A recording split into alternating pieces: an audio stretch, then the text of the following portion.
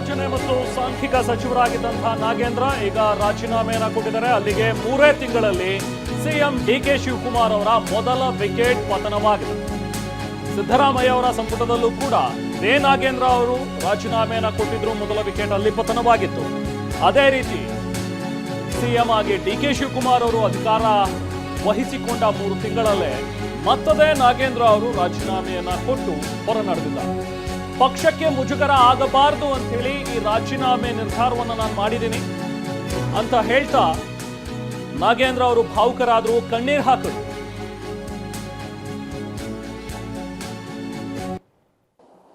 ಆದರೆ ನನ್ನಿಂದ ಸ್ವಾಮಿ, ನನ್ನಿಂದ ನಮ್ಮ ಪಕ್ಷಕ್ಕೆ ಮುಜುಗರ ಆಗಬಾರ್ದು ಅನ್ನುವಂಥ ಕೇವಲ ಒಂದು ವಿಚಾರದಿಂದ ನಾನು ಇವತ್ತು ನನ್ನ ಸ್ವ ಇಚ್ಛೆಯಿಂದ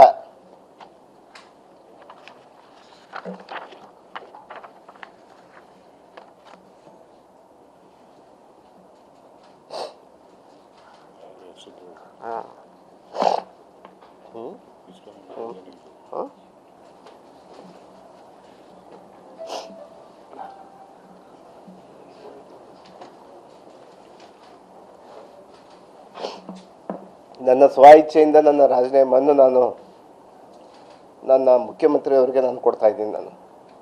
ಆದರೆ ನನಗೆ ವರಿಷ್ಠರಲ್ಲಿ ನನ್ನ ಇನ್ನೊಂದು ಮನವಿ ಇದೆ. ಇಲ್ಲೇ ವರಿಷ್ಠರಿದ್ದಾರೆ, ಇಲ್ಲಿ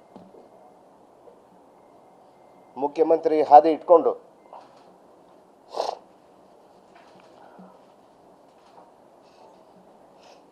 ನನಗೆ ಆಗಿರುವಂಥ ಅನ್ಯಾಯವನ್ನು ನಾನು ಮನವಿ ಮಾಡ್ತಾ ಇದ್ದೀನಿ ನಮ್ಮ ವರಿಷ್ಠರ ಜೊತೆಗೆ. ನಮ್ಮ ಖರ್ಗೆಜಿ ಸಾಹೇಬರಾಗಿರ್ಬೋದು, ರಾಹುಲ್ ಗಾಂಧೀಜಿಯವರಾಗಿರ್ಬೋದು, ಮಾನ್ಯ ನಮ್ಮ ಮಾಜಿ ಮಂತ್ರಿಗಳಾದ ಸಿದ್ದರಾಮಯ್ಯ ಸಾಹೇಬರಾಗಿರ್ಬೋದು, ನಮ್ಮ ಮುಖ್ಯಮಂತ್ರಿ ಆಗಿರ್ಬೋದು, ಮತ್ತು ಎಂಟೈರ್ ನಮ್ಮ ಇರುವಂಥ ಎಲ್ಲ ವರಿಷ್ಠರಿಗೆ, ಮುಖ್ಯವಾಗಿ ನಮ್ಮ ವೇಣುಗೋಪಾಲ್ ಸರ್ ಅವರಾಗಿರ್ಬೋದು, ಸುರ್ಜೇವಾಲಾ ನಮ್ಮ ಇನ್ಚಾರ್ಜ್ ಜನರಲ್ ಸೆಕ್ರೆಟರಿ ಆಗಿರುವಂಥ ನಮ್ಮ ಸುರ್ಜೇವಾಲಾ ಸಾಹೇಬ್ರಿಗಾಗಿರ್ಬೋದು, ಅವರಿಗೆಲ್ಲ ಕೂಡ ನಾನು ಕೈ ಜೋಡಿ ಮನವಿ ಮಾಡ್ಕೊತಾ ಇದ್ದೀನಿ. ನನಗೆ ಒಂದು ಅವಕಾಶ ಕೊಡಿ. ಇದು ನನ್ನ ಬ್ಲ್ಯಾಕ್ ಮೇಲ್ ತಂತ್ರಗಾರಿಕೆ ಅಲ್ಲ.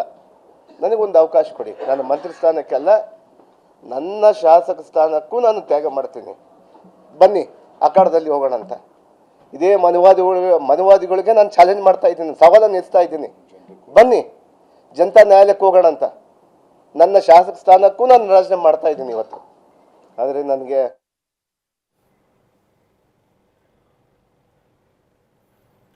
ಇದು ನಾಗೇಂದ್ರ ಅವರ ಮಾತು. ಒಂದು, ಸಚಿವ ಸ್ಥಾನಕ್ಕೆ ರಾಜೀನಾಮೆಯನ್ನು ಕೊಡ್ತಾ ಇದ್ದೀನಿ ಅಂತ ಹೇಳೋದ್ರ ಜೊತೆಗೆ ನನ್ನ ಶಾಸಕ ಸ್ಥಾನಕ್ಕೂ ಕೂಡ ನಾನು ರಾಜೀನಾಮೆಯನ್ನು ಕೊಡ್ತಿದ್ದೀನಿ ಅನ್ನೋದನ್ನು ಹೇಳಿದ್ರು. ಬಟ್ ಇಲ್ಲಿ ಒಂದು ಚೆಕ್ ಪಾಯಿಂಟ್ ಇರುವಂಥದ್ದು, ಅದು ವರಿಷ್ಠರು ಅನುಮತಿಯನ್ನು ಕೊಟ್ಟರೆ, ಸೊ ಅವರು ಅನುಮತಿಯನ್ನು ನೀಡಿದ್ರೆ ನಾನು ಶಾಸಕ ಸ್ಥಾನಕ್ಕೆ ರಾಜೀನಾಮೆಯನ್ನು ಕೊಟ್ಟು ನಾನು ಎಲೆಕ್ಷನ್ ಎದುರಿಸೋದಕ್ಕೆ ಬರ್ತೀನಿ. ನಿಮಗೆ ತಾಕತ್ತಿದ್ರೆ ನಮ್ಮ ಪಕ್ಷವನ್ನು ಎದುರಿಸಿ ಅಂತೇಳಿ ಬಿಜೆಪಿ ನಾಯಕರಿಗೆ ನೇರ ಸವಾಲನ್ನು ಹಾಕಿದ್ದಾರೆ. ನಾನು ನನ್ನ ಶಾಸಕ ಸ್ಥಾನಕ್ಕೆ ರಾಜೀನಾಮೆಯನ್ನು ಕೊಟ್ಟು ಜನತಾ ನ್ಯಾಯಾಲಯಕ್ಕೆ ಬರ್ತೀನಿ, ನೀವು ಬನ್ನಿ ಚುನಾವಣೆಗೆ.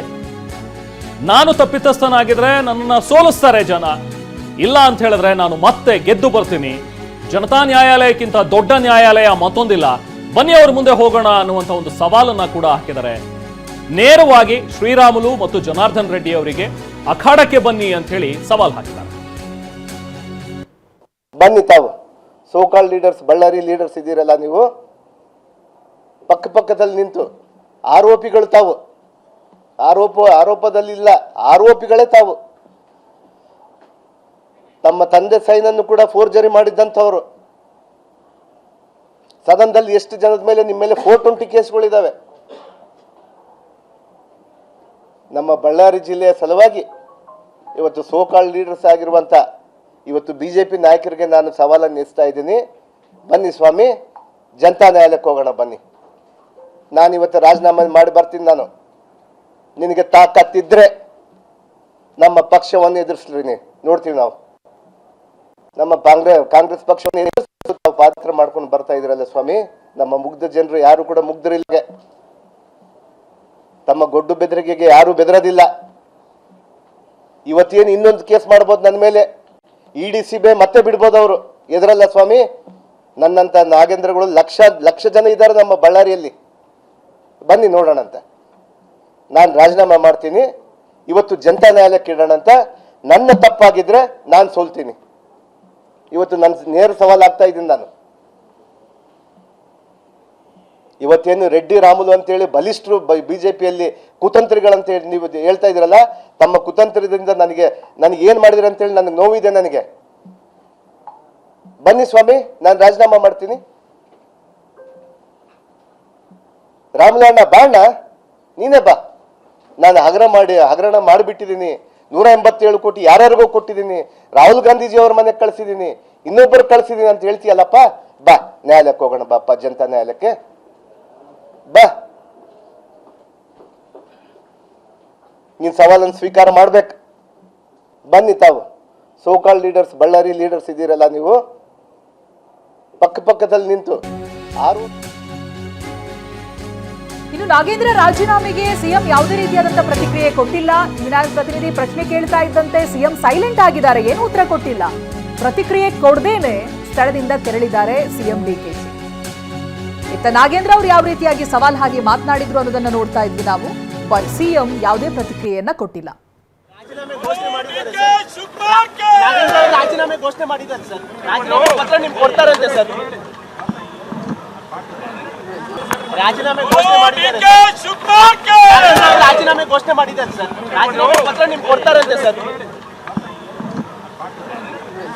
ರಾಜೀನಾಮೆ ಘೋಷಣೆ ಮಾಡಿದ್ದಾರೆ ಸರ್. ರಾಜೀನಾಮೆ ಪತ್ರ ನಿಮ್ಗೆ ಕೊಡ್ತಾರಂತೆ ಸರ್.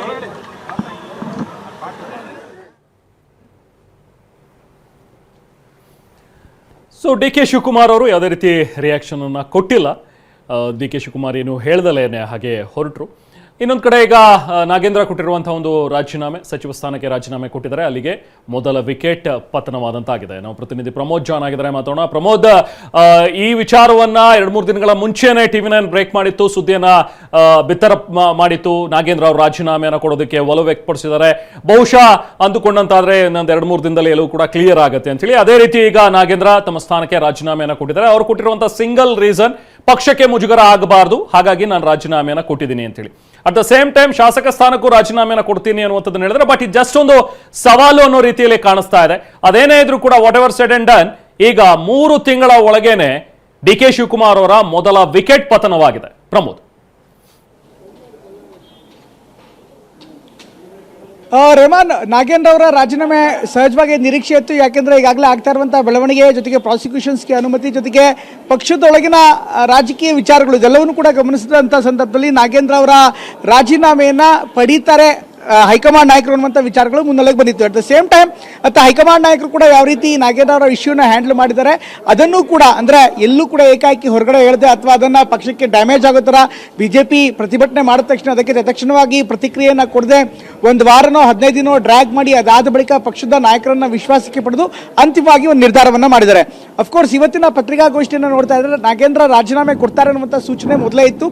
ಮುಖ್ಯಮಂತ್ರಿಗಳು ಹೇಳೋ ಬದಲಾಗಿ ನಾಗೇಂದ್ರ ಅವರೇ ಅವರಾಗೆ ಸ್ವ ಇಚ್ಛೆಯಿಂದ ರಾಜೀನಾಮೆ ಕೊಟ್ಟಿದ್ದಾರೆ. ಸಂಪೂರ್ಣವಾಗಿ ಇಲ್ಲಿನ ಪತ್ರಿಕಾಗೋಷ್ಠಿಯ ಅಂಡರ್ಲೈನ್ ಅಂದ್ರೆ ಸ್ವ ಇಚ್ಛೆಯಿಂದ ರಾಜೀನಾಮೆ ಕೊಟ್ಟಿದ್ದಾರೆ ಅನ್ನುವಂಥದ್ದು ಇಲ್ಲಿನ ಹೈಲೈಟ್ ಆದಂತಹ ವಿಚಾರ. ನೀವು ಯಾವುದೇ ರಾಜಕಾರಣದಲ್ಲಿ ಯಾವುದೇ ರಾಜಕೀಯ ನಾಯಕರ, ಅದು ದೊಡ್ಡ ರಾಜಕಾರಣ ಇರ್ಬೋದು ಅಥವಾ ಸಣ್ಣ ರಾಜಕಾರಣ ಇರ್ಬೋದು, ರೆಹಮಾನ್ ಅವರು ರಾಜೀನಾಮೆ ಕೊಡುವಂತಹ ಸಂದರ್ಭದಲ್ಲಿ ತನ್ನದೇ ಆದಂತಹ ಸಮುದಾಯದ ಪರಿಣಾಮ ಕೂಡ ಖಂಡಿತವಾಗ್ಲೂ ಆಗುತ್ತೆ. ಯಾಕೆಂದ್ರೆ ರಾಜಕಾರಣದಲ್ಲಿ ಯಾವ ಸಮಸ್ಯೆ ಬೇಕಾದ್ರೂ ಕೂಡ ಮುಂದೆ ಬಂದರೂ ಕೂಡ ಯಾವ ಸಂದರ್ಭದಲ್ಲಿ ಏನೇ ಬೇಕಾದ್ರೂ ಕೂಡ ಟರ್ನ್ ಆಗ್ಬೋದು. ಹೀಗಾಗಿ ಇವತ್ತಿರುವಂತಹ ಪರಿಸ್ಥಿತಿ ನಾಳೆ ಇರೋದ್ರಿಲ್ಲ. ಜೊತೆಗೆ ಸಾಮಾಜಿಕ ಸಮೀಕರಣ ಕೂಡ ಅಷ್ಟೇ ಅತ್ಯಂತ ಮುಖ್ಯವಾಗಿರುತ್ತೆ. ಹಿಂದೆ ಯಡಿಯೂರಪ್ಪನವರು ರಾಜೀನಾಮೆ ಕೊಡುವಂತಹ ಸಂದರ್ಭದಲ್ಲೂ ಕೂಡ ಕಣ್ಣೀರು ಹಾಕ್ತಾ ಸ್ವ ಇಚ್ಛೆಯಿಂದ ರಾಜೀನಾಮೆ ಕೊಟ್ಟಿದ್ದೀನಿ ಅಂತ ಮಾತನ್ನ ಕೂಡ ಹೇಳಿದ್ರು. ಇನ್ನು ಸಿದ್ದರಾಮಯ್ಯನವರು ರಾಜೀನಾಮೆ ಕೊಡುವಂತಹ ಸಂದರ್ಭದಲ್ಲಿ, ಅಧಿಕಾರದಿಂದ ಕೆಳಗಡೆ ಇರುವಂತಹ ಸಂದರ್ಭದಲ್ಲಿ ಸ್ವ ಇಚ್ಛೆಯಿಂದ ರಾಜೀನಾಮೆ ಕೊಡ್ತಾ ಇದ್ದೀನಿ ಅನ್ನುವಂಥ ಮಾತನ್ನ ಕೂಡ ಹೇಳಿದ್ರು. ಈಗ ನಾಗೇಂದ್ರ ಅವರ ಸ್ವ ಇಚ್ಛೆಯ ರಾಜೀನಾಮೆ ಕೂಡ ಇದರ ಹಿಂದೆ ತನ್ನದೇ ಆದಂತಹ ಲೆಕ್ಕಾಚಾರಗಳು, ರಾಜಕೀಯ ಸಮೀಕರಣಗಳು, ರಾಜಕೀಯ ಲೆಕ್ಕಾಚಾರಗಳು ಖಂಡಿತವಾಗ್ಲೂ ಇದೆ. ಯಾವ ವಿಚಾರಕ್ಕೆ ಅಂದ್ರೆ, ಈಗ ಏಕಾಏಕಿ ಕಾಂಗ್ರೆಸ್ ಪಕ್ಷ ಅಥವಾ ಮುಖ್ಯಮಂತ್ರಿಗಳಾಗ್ಲಿ ಹೈಕಮಾಂಡ್ ಆಗಲಿ ನೇರವಾಗಿ ಸೂಚನೆ ಕೊಟ್ಟಿದ್ದೆ ಆದಂತಹ ಸಂದರ್ಭದಲ್ಲಿ ಆಗ ಪೊಲಿಟಿಕಲಿ ಬೇರೆ ಮೆಸೇಜ್ ಹೋಗುತ್ತೆ. ಒಬ್ಬ ದಲಿತ ಸಮುದಾಯದ ನಾಯಕರನ್ನ ರಾಜೀನಾಮೆ ಕೊಡಿಸ್ಬಿಟ್ರಿ, ನಾಳೆ ಇಂಥದ್ದೇ ಬೇರೆ ಪ್ರಕರಣಗಳು ಬಂದಾಗ ಅಥವಾ ಇನ್ನಿತರ ಯಾವ್ದಾದ್ರು ನಾಯಕರುಗಳ ವಿಚಾರಕ್ಕೆ ಬಂದಾಗ ಅದೇ ರೀತಿ ನೀವು ಯಾಕೆ ರಾಜೀನಾಮೆಯನ್ನು ಪಡೆದುಕೊಳ್ಳಿಲ್ಲ ಅನ್ನುವಂಥ ಸವಾಲು ಕೂಡ ಉದ್ಭವ ಆಗ್ಬೋದು, ಪ್ರಶ್ನೆ ಕೂಡ ಮುನ್ನೆಲೆಗೆ ಬರ್ಬೋದು. ಈ ಕಾರಣಕ್ಕೋಸ್ಕರ ನಾಗೇಂದ್ರ ಅವರ ಮೂಲಕವೇ ಒಂದು ಮೆಸೇಜನ್ನು ಪಾಸ್ ಮಾಡಿಸೋ ಮೂಲಕ, ನಾಗೇಂದ್ರ ಅವರ ಮೂಲಕವೇ ಸ್ವ ಇಚ್ಛೆಯಿಂದ ರಾಜೀನಾಮೆ ಕೊಡ್ತೀನಿ ಅನ್ನುವಂಥ ಸಂದೇಶವನ್ನು ರವಾನಿಸೋ ಮೂಲಕ ಈಗ ಕಾಂಗ್ರೆಸ್ ನಾಯಕತ್ವ, ಮುಖ್ಯಮಂತ್ರಿಗಳು ಕೂಡ ಒಂದು ರಾಜಕೀಯ ಹೆಜ್ಜೆಯನ್ನು ಇಟ್ಟಿದ್ದಾರೆ. ಬಹುಶಃ ಈಗ ರಾಜೀನಾಮೆ ಘೋಷಣೆಯ ಬಳಿಕ ಮುಖ್ಯಮಂತ್ರಿಗಳ ಭೇಟಿಗೆ ನಾಗೇಂದ್ರ ಅವರು ಕೂಡ ತೆರಳಿದ್ದಾರೆ. ಅಲ್ಲಿ ಮುಖ್ಯಮಂತ್ರಿಗಳನ್ನ ಭೇಟಿಯಾಗಿ ಅಧಿಕೃತವಾಗಿ ರಾಜೀನಾಮೆ ಪತ್ರವನ್ನು ಅವರು ಕೂಡ ಕೊಡ್ತಾರೆ. ಅದಾದ ಬಳಿಕ ಉಳಿದಿದ್ದೇನಿದ್ರು ಕೂಡ ಟೆಕ್ನಿಕಲ್ ಫಾರ್ಮಾಲಿಟಿ ಫಾರ್ಮಾಲಿಟೀಸ್ ಅಷ್ಟೇ ಬಾಕಿ ಇರುತ್ತೆ. ಈ ಒಂದು ಪತ್ರಿಕಾಗೋಷ್ಠಿಯ ಮೂಲಕ ಒಂದು ಸವಾಲನ್ನು ಕೂಡ ಹಾಕಿದ್ದಾರೆ ನಾಗೇಂದ್ರ ಅವರು. ಓಕೆ, ನಾನು ರಾಜೀನಾಮೆ ಕೊಡ್ತೀನಿ, ಕೇವಲ ಮಂತ್ರಿ ಸ್ಥಾನಕ್ಕಲ್ಲ, ಬದಲಾಗಿ ಶಾಸಕ ಸ್ಥಾನಕ್ಕೂ ಕೂಡ ರಾಜೀನಾಮೆಯನ್ನು ಕೊಡ್ತೀನಿ, ನೀವು ಕೂಡ ಸನ್ನದ್ಧರಾಗಿ ಅಂತ ಹೇಳ್ತಾರೆ. ಬಟ್ ಕಾಂಗ್ರೆಸ್ ಹೈಕಮಾಂಡ್ ಯಾವ ಮಟ್ಟಿಗೆ ಮತ್ತೊಂದು ಉಪಚುನಾವಣೆಯನ್ನು ಫೇಸ್ ಮಾಡೋಕ್ಕೆ ಸಿದ್ಧವಾಗಿದೆ ಅದು ಕೂಡ ಒಂದು ದೊಡ್ಡ ಪ್ರಶ್ನೆ. ಟು ಅರ್ಲಿ ಎಮೋಷನಲ್ ಆಗಿದ್ರು, ಭಾವನಾತ್ಮಕವಾಗಿದ್ದಂಥ ಸಂದರ್ಭದಲ್ಲಿ ಸಹಜವಾಗಿ ಎಲ್ಲ ಸಿಟ್ಟುಗಳು ಬರುತ್ತೆ. ಆದರೆ ಅವರ ಸಿಟ್ಟಿಗೆ ಮತ್ತೊಂದು ಉಪಚುನಾವಣೆ ಬರುತ್ತಾ ಅದು ಕೂಡ ದೊಡ್ಡ ಪ್ರಶ್ನೆಯಾಗಿ ಸದ್ಯಕ್ಕಿದೆ. ಹೀಗಾಗಿ ಉಪಚುನಾವಣೆ ಮಾತು ಸಾಕಷ್ಟು ದೂರದ ಮಾತು. ಸದ್ಯಕ್ಕೆ ಈ ರಾಜೀನಾಮೆ ಕೊಟ್ಟಿರೋದು ಸ್ವ ಇಚ್ಛೆಯ ರಾಜೀನಾಮೆ ಅನ್ನುವಂಥ ಟ್ಯಾಗ್ಲೈನ್ ಅಡಿ ಹಣೆಪಟ್ಟಿಡಿ ಕೊಟ್ಟಿರುವಂಥದ್ದು ಬಹುಶಃ ಇವತ್ತಿನ ಕಾಂಗ್ರೆಸ್ ಮನೆಯ ಆಂತರಿಕ ರಾಜಕಾರಣದ ಒಂದು ಹೆಡ್ಲೈನ್ ಅಂದ್ರೆ ತಪ್ಪಾಗಲ್ಲ. ನಿಜ Pramod, at the same time ನೀವು ಹೇಳ್ತಾ ಇದ್ರಿ ಅಂದ್ರೆ ಈ ಸಿಚುವೇಶನ್ ಹ್ಯಾಂಡಲ್ ಮಾಡಿದಂತ ರೀತಿ ಈಗ ಕಾಂಗ್ರೆಸ್ ಹೈಕಮಾಂಡ್ ಆಗಲಿ, ಕಾಂಗ್ರೆಸ್ನ ಇಲ್ಲಿನ ನಾಯಕರಾಗಲಿ, ಯಾಕಂದ್ರೆ ಇದನ್ನ ಸ್ವಲ್ಪ ದಿನಗಳ ಕಾಲ ಡ್ರ್ಯಾಗ್ ಮಾಡಿ ಕೊನೆಗೂ ಕೂಡ ಇನ್ನ ನಾವು ರಾಜೀನಾಮೆ ತಗೊಳ್ಳೇಬೇಕಾಗತ್ತೆ ಅನ್ನುವಂಥ ಒಂದು ನಿರ್ಧಾರ ಮಾಡಿ ಅವ್ರ ಹತ್ರನೇ ಹೇಳಿಸುವಂಥದ್ದು, ಇದೆಲ್ಲವೂ ಕೂಡ ಒಂದು ರೀತಿಯಾಗಿ ಒಂದು ಪ್ರೊಸೀಜರ್ ಅನ್ನ ಫಾಲೋ ಮಾಡಿರೋ ರೀತಿಯಲ್ಲಿ ಕಾಂಗ್ರೆಸ್ ಈ ಬಾರಿ ಕಾಣಿಸ್ತಾ ಇದೆ. ಸೊ ಒಂದನ್ನ ಇಲ್ಲಿ ಗಮನಿಸ್ತಾ ಹೋದ್ರೆ ಪ್ರಮೋದ್, ಲಾಸ್ಟ್ ಟೈಮ್ ನಲ್ಲಿ ಸಿದ್ದರಾಮಯ್ಯ ಅವರ ಸರ್ಕಾರದಲ್ಲಿ ಇದ್ದಾಗಲೂ ಕೂಡ ಮೊದಲ ವಿಕೆಟ್ ನಾಗೇಂದ್ರ ಅವ್ರದ್ದಾಯ್ತು. ಈಗಲೂ ಕೂಡ ಒಂದು ಐರನಿ ಅಂದ್ರೆ ಮತ್ತೆ ಒನ್ಸ್ ಅಗೇನ್ ನಾಗೇಂದ್ರ ಅವರ ಒಂದು ವಿಕೆಟ್ ಪತನ ಆಗಿದೆ. ಇದನ್ನೇ ಇಟ್ಕೊಂಡು ಹೋರಾಟ ಮಾಡ್ತಾ ಇದ್ದಂತಹ ಬಿಜೆಪಿ ಈಗ ಬಿಜೆಪಿ ಪಾದಯಾತ್ರೆಯನ್ನ ಕೂಡ ಘೋಷಿಸಿತ್ತು. ಬಹುಶಃ ಈ ರಾಜೀನಾಮೆಯನ್ನ ಕೊಡಿಸುವ ಮೂಲಕ ಅವರ ಹೋರಾಟವನ್ನು ಕೂಡ ಮೊಟಕುಗೊಳಿಸುವಂತಹ ಒಂದು ಪ್ರಯತ್ನ ಕಾಂಗ್ರೆಸ್ ಇಂದ ಆಗಿರ್ಬೋದು, ಅಥವಾ ಪಾದಯಾತ್ರೆಯನ್ನು ಅವ್ರು ಬಿಡ್ತಾರಾ, ಅಥವಾ ಇದನ್ನೊಂದು ಸಕ್ಸಸ್ಫುಲ್ ಯಾತ್ರೆ ಅನ್ನೋ ರೀತಿಯಲ್ಲೂ ಕೂಡ ಬಹುಶಃ ಬಿಜೆಪಿ ಮುಂದೆ ಇದನ್ನ ತೆಗೆದುಕೊಂಡು ಹೋಗಬಹುದು. ಬಹುಶಃ ನಮ್ಮ ಹೋರಾಟಕ್ಕೆ ಸಂದ ಜಯ ಅನ್ನುವಂಥದ್ದನ್ನ ಕೂಡ ಇದನ್ನ ಬಿಂಬಿಸಬಹುದು. But one way or the other ಗಮನಿಸ್ತಾ ಹೋದ್ರೆ ಇದು ಬಿಜೆಪಿಯ ಹೋರಾಟ ಒಂದು ಅಪ್ಪರ್ ಹ್ಯಾಂಡ್ ಅಂತೂ ಖಂಡಿತವಾಗ್ಲೂ ಇಲ್ಲಿ ಕಾಣುತ್ತೆ ಪ್ರಮೋದ್. ರೆಹಮಾನ್, ಯಾವುದೇ ರಾಜಕೀಯ ಪಾಯಿಂಟ್ಸ್ಗಳಿರ್ಬೋದು ಅಥವಾ ರಾಜಕೀಯ ಬೆಳವಣಿಗೆ ಸಂದರ್ಭದಲ್ಲಿ ಒಂದು ವಿಪಕ್ಷವಾಗಿ ಹೋರಾಟ ಮಾಡಿದಂಥ ಸಂದರ್ಭದಲ್ಲಿ ಒಂದು ತಾರ್ಕಿಕ ಅಂತ್ಯ, ಅದೇ ರಾಜೀನಾಮೆಯೇ ತಾರ್ಕಿಕ ಅಂತ್ಯ ಅಂತ ಹೇಳೋಕ್ಕಾಗದಿದ್ರು ಪೊಲಿಟಿಕಲಿ ಇದು ತಾರ್ಕಿಕ ಅಂತ್ಯ, ಪೊಲಿಟಿಕಲಿ ಲಾಜಿಕಲ್ ಎಂಡಿಂಗ್. ಹೀಗಾಗಿ ಇದರ ಶ್ರೇಯಸ್ಸು ಅಥವಾ ಅದರ ಆ ಗೆಲುವಿನ ಹಕ್ಕನ್ನು ವಿಪಕ್ಷದವರು ಸಹಜವಾಗಿಯೇ ಪಡೆಯುತ್ತೆ. ಹಿಂದೆ ಉದಾಹರಣೆಗೆ ಈಶ್ವರಪ್ಪನವರು ರಾಜೀನಾಮೆ ಕೊಟ್ಟಿದ್ರು, ವಿಪಕ್ಷಗಳು ಹೋರಾಟ ಮಾಡಿದ್ರು, ವಿಪಕ್ಷಗಳು ಇದೇ ವಿಧಾನಸೌಧದಲ್ಲಿ ಮುಂಭಾಗದಲ್ಲಿ ಕೂತು ಧರಣಿ ಮಾಡಿದ್ರು, ಅಹೋರಾತ್ರಿ ಧರಣಿ ಮಾಡಿದ್ರು. ಅಂದಿನ ವಿಪಕ್ಷ ನಾಯಕರಾದಂಥ ಸಿದ್ದರಾಮಯ್ಯ ಇರ್ಬೋದು, ಅದೇ ರೀತಿ ಕೆಪಿಸಿಸಿ ಅಧ್ಯಕ್ಷರಂತ ಡಿ ಕೆ ಶಿವಕುಮಾರ್ ಇರ್ಬೋದು, ಎಲ್ಲರೂ ಕೂಡ ವಿಧಾನಸೌಧ ಮೆಟ್ಟಿಲುಗಳ ಮುಂದೆ ಅಹೋರಾತ್ರಿ ಧರಣಿ ಮಾಡಿ ಪ್ರತಿಭಟನೆಯನ್ನು ಮಾಡಿದ್ರು. ಆನಂತರ ಈಶ್ವರಪ್ಪನವರು ರಾಜೀನಾಮೆ ಕೊಡಬೇಕಂತ ಪರಿಸ್ಥಿತಿ ಬಂತು. ಆ ಸಂದರ್ಭದಲ್ಲಿ ಕಾಂಗ್ರೆಸ್ ಈ ಒಂದು ರಾಜೀನಾಮೆ ಕಾಂಗ್ರೆಸ್ ಪಕ್ಷದ ಹೋರಾಟಕ್ಕೆ ಸಂದ ಜಯ ಅನ್ನುವಂಥ ಮಾತನಾಡಿದ್ರು. ಈಗ ಬಿಜೆಪಿ ಕೂಡ ಅದೇ ಸಂದರ್ಭದಲ್ಲಿದೆ, ಬಿಜೆಪಿ ಕೂಡ ಅದೇ ಸನ್ನಿವೇಶದಲ್ಲಿದೆ. ಬಿಜೆಪಿ ಕೂಡ ರಾಜಕೀಯವಾಗಿ ತನ್ನದೇ ಆದಂಥ ಪಾಯಿಂಟ್ ಸ್ಕೋರ್ ಮಾಡುವಂಥ ಎಲ್ಲ ಹಕ್ಕು ಕೂಡ ಇದೆ. ಹೀಗಾಗಿ ಬಿಜೆಪಿ ಸಹಜವಾಗಿ ಈ ಒಂದು ಗೆಲುವೇನಿದೆ ಅಥವಾ ಈ ರೀತಿ ಹೋರಾಟದ ಗೆಲುವಿನ ಅದು ತನ್ನದು ಅನ್ನುವಂಥ, ತನ್ನ ಪಾಲು ತನ್ನ ಶ್ರೇಯ ಅನ್ನುವಂಥ ಪೊಲಿಟಿಕಲ್ ಕ್ಲೈಮ್ ಅನ್ನ ಖಂಡಿತವಾಗ್ಲೂ ಮಾಡುತ್ತೆ. ಅದನ್ನ ಕಾಂಗ್ರೆಸ್ ಕೂಡ ಅಲ್ಲಗಳೆಯಕ್ಕಾಗಲ್ಲ, ಒಂದು ರಾಜಕೀಯ ಪಕ್ಷವಾಗಿ ಕಾಂಗ್ರೆಸ್ ಕೂಡ ಅಲ್ಲಗಳೆಯೋದಕ್ಕಾಗಲ್ಲ. ಆದರೆ ಇಲ್ಲಿನ ಬೆಳವಣಿಗೆಯನ್ನು ಗಮನಿಸ್ತಾ ಇದ್ರೆ ಕಾಂಗ್ರೆಸ್ ಇಲ್ಲಿ ಎರಡೂ ರೀತಿಯ ಕಾರಣಗಳಿಂದ ರಾಜೀನಾಮೆಯನ್ನು ಪಡಿತಾ ಇದೆ. ಎರಡು ರೀತಿಯ ಕಾರಣಗಳಿಗೋಸ್ಕರ ವಿಪಕ್ಷವನ್ನ ಕಾರ್ನರ್ ಮಾಡೋದ್ರ ಜೊತೆಗೆ ಸಂಭಾವ್ಯ ಆಗ್ಬೋದಾದಂಥ ಅಥವಾ ಸಂಭಾವ್ಯ ಡ್ಯಾಮೇಜ್ ಅನ್ನು ಕಂಟ್ರೋಲ್ ಮಾಡೋದಕ್ಕೆ ಮುಂದಾಗ್ತದೆ. ಮೊದಲನೇದು, ಈಗಾಗಲೇ ಪ್ರಾಸಿಕ್ಯೂಷನ್ಸ್ಗೆ ಹೋಗಿದೆ, ಪ್ರಾಸಿಕ್ಯೂಷನ್ಗೆ ಅನುಮತಿ ಸಿಕ್ಕರೆ ಕಾನೂನಾತ್ಮಕ ಹೋರಾಟ ಕೂಡ ಆಗುತ್ತೆ, ಸರ್ಕಾರಕ್ಕೆ ಕಳಂಕ ಬರುತ್ತೆ, ಕಳಂಕಿತ ಸಚಿವರು ವಿಚಾರಣೆ ನಡೀತಾ ಇರುವಂಥ ಸಂದರ್ಭದಲ್ಲೂ ಕೂಡ ಇನ್ನೂ ಕ್ಯಾಬಿನೆಟ್ನಲ್ಲಿ ಇದ್ದಾರೆ ಅಂತ ಹೇಳಲಾಗ್ತದೆ. ರಾಜ್ಯಪಾಲರು ಕ್ಯಾಬಿನೆಟ್ಗೆ ಕಳಿಸಿದ್ದಾರೆ, ಸರ್ಕಾರಕ್ಕೆ ಕಳಿಸಿದ್ದಾರೆ. ಕ್ಯಾಬಿನೆಟ್ನಲ್ಲಿ ನೀವು ತೀರ್ಮಾನ ಮಾಡಿ ನಾಗೇಂದ್ರ ಅವರಿಗೆ ಪ್ರಾಸಿಕ್ಯೂಷನ್ಸ್ಗೆ ಅನುಮತಿ ಕೊಡಬೇಕಾ ಬೇಡವಾ ಅನ್ನೋದ್ರ ಬಗ್ಗೆ ನೀವು ನಿರ್ಧಾರ ಮಾಡಿ ಅಂತ ಹೇಳ್ತಾರೆ. ಅದೇ ಕ್ಯಾಬಿನೆಟ್ನಲ್ಲಿ ನಾಗೇಂದ್ರ ಅವರು ಕೂಡ ಇದ್ದಾರೆ, ಈ ಸಂಪುಟದಲ್ಲಿ ನಾಗೇಂದ್ರ ಅವರ ಇದ್ದಾರೆ. ಹಾಗಿದ್ರೆ ನಾಗೇಂದ್ರ ಅವರ ಇರುವಂತ ಕ್ಯಾಬಿನೆಟ್ ನಲ್ಲೇ ನಾಗೇಂದ್ರ ಅವರ ಬಗ್ಗೆ ನಿರ್ಧಾರ ಮಾಡಕ್ಕಾಗತ್ತಾ? ಇದೊಂದು ನೈತಿಕ ಪ್ರಶ್ನೆ. ಹೀಗಾಗಿ ಈ ಒಂದು ಕಾನೂನಿನ ಆಂಗಲ್ ನಲ್ಲಿ ನೈತಿಕ ಹೋರಾಟದಲ್ಲಿ ಅಥವಾ ನೈತಿಕ ವಿಚಾರದಲ್ಲೂ ಕೂಡ ಒಂದು ಪಕ್ಕಕ್ಕೆ ಸರಿಸೋ ನಿಟ್ಟಿನಲ್ಲಿ ಬಿಜೆಪಿಯನ್ನ ಸೈಡ್ ಲೈನ್ ಮಾಡೋ ನಿಟ್ಟಿನಲ್ಲಿ ಅಟ್ ದ ಸೇಮ್ ಟೈಮ್ ಮುಂದೆ ಪಾದಯಾತ್ರೆ ಅಂತ ಮಾಡ್ರೆ ಈಗಿರುವಂಥ ಪ್ರಬಲವಾದಂಥ ಅಸ್ತ್ರ ಬಿಜೆಪಿಗೆ ಅನ್ನೋದು ಪಾದಯಾತ್ರೆ ಅಸ್ತ್ರ. ಹೀಗಾಗಿ ಅನಗತ್ಯವಾಗಿ ಮತ್ತೊಂದು ಹೋರಾಟ, ಅನಗತ್ಯವಾಗಿ ಸರ್ಕಾರದ ವಿಚಾರಗಳು, ಸರ್ಕಾರದ ಆಡಳಿತಾತ್ಮಕ ವಿಷಯಗಳು, ಸರ್ಕಾರದ 100 ದಿನದ ಸಾಧನೆ ಇದೆಲ್ಲವನ್ನೂ ಕೂಡ ಚರ್ಚೆ ಮಾಡೋದಕ್ಕಿಂತ ಹೆಚ್ಚಾಗಿ ನಾಗೇಂದ್ರ ಅವರ ವಿಚಾರವೇ ಮುನ್ನೆಲೆಗೆ ಬರ್ತಾರೆ. ಸಹಜವಾಗಿ ಇದು ಮತ್ತಷ್ಟು ಗೊಂದಲ ಆಗುತ್ತೆ. ಮತ್ತೊಂದು ವಿಚಾರ, ಸೆಪ್ಟೆಂಬರ್ 1ರಿಂದ 10ನೇ ತಾರೀಕು ಅಥವಾ 12ನೇ ತಾರೀಕು ತನಕ ಸರ್ಕಾರವನ್ನ ಪಾದಯಾತ್ರೆ ಮಾಡೋದಕ್ಕೆ ಬಿಜೆಪಿ ನಾಯಕರು ಮುಂದಾಗ್ತಾ ಇದ್ದಾರೆ. ಇದೇ ಸಂದರ್ಭದಲ್ಲಿ ಡಿ ಕೆ ಶಿವಕುಮಾರ್ ಅವರ 100 ದಿನಗಳು ಕೂಡ ಕಂಪ್ಲೀಟ್ ಆಗ್ತಾ ಇದೆ. ಅಂದ್ರೆ ಡಿ ಕೆ ಶಿವಕುಮಾರ್ ಅವರ 100 ದಿನಗಳ ವಿಜೃಂಭಣೆಯ ಬದಲಾಗಿ, ಸಂಭ್ರಮದ ಬದಲಾಗಿ ನಾಗೇಂದ್ರ ಅವರ ವಿಚಾರ ಮತ್ತೆ ಚರ್ಚೆ ಆದರೆ ಸಹಜವಾಗಿ ಸರ್ಕಾರಕ್ಕೂ ಕೂಡ ಒಂದು ಬ್ಯಾಕ್ ಎಂಡ್ ಇದ್ದಂಗೆ, ಸರ್ಕಾರಕ್ಕೂ ಕೂಡ ಹಿನ್ನಡೆ ಇದ್ದಂಥ ಸಂದರ್ಭದಲ್ಲಿ ಸರ್ಕಾರಕ್ಕೂ ಕೂಡ ಸಾಕಷ್ಟು ಮುಜುಗರ ಆಗುವಂಥ ಸಾಧ್ಯತೆ ಇರುತ್ತೆ. ಹೀಗಾಗಿ ಸರ್ಕಾರದ ವಿಚಾರಗಳು ಚರ್ಚೆ ಆಗೋ ಬದಲು ನಾಗೇಂದ್ರ ಅವರ ವಿಚಾರ ಚರ್ಚೆ ಆಗುತ್ತೆ.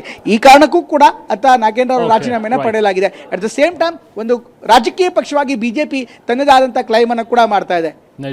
Thank you.